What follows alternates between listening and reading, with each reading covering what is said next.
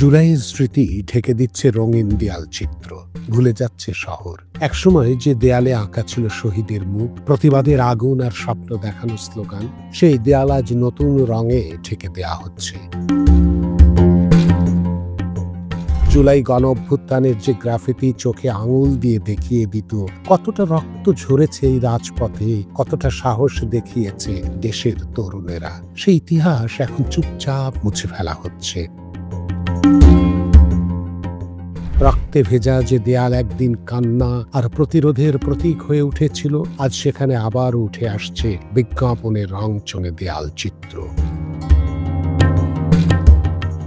বছরও ঘুরে যায়নি, অথচ হারিয়ে যেতে বসেছে শহরের হৃদয়ে আঁকা সেই বীরদের নাম, শোকগাথা, সেই প্রতিশ্রুতি। যে দেয়ালে লেখা ছিল জুলাইয়ের অগ্নিঝরা সব স্লোগান, আজ সেই দেয়ালে লাগানো হচ্ছে রাজনৈতিক পোস্টার, নেতার হাসি মুখ, ভোটের ডাক, উন্নয়নের ঢাক, আরেক পাশে বিজ্ঞাপন, ঠিক যেন মৃত্যু আর দুঃখের উপরে বসানো আনন্দের বিক্রয় কেন্দ্র।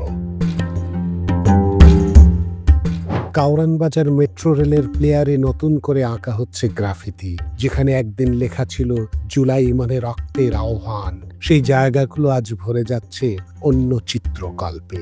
এখানে এখন নেই জুলাইয়ের কথা, নেই সেই আন্দোলনে শহীদ ফারহান, ইমন কিংবা সুমাইয়ার নাম, বরং উঠে আসছে আরো পুরনো স্বৈরাচার আমলের গুম, খুন, বিচারহীনতার ইতিহাস। অবশ্যই এই গ্রাফিতি জরুরি, এই ইতিহাসও লুকিয়ে রাখার নয়, কিন্তু প্রশ্ন থেকে যায়, এত অল্প সময়ের মধ্যেই কেন হারিয়ে গেল এই প্রজন্মের সবচেয়ে বড় ছাত্র অভ্যুত্থানের স্মৃতি?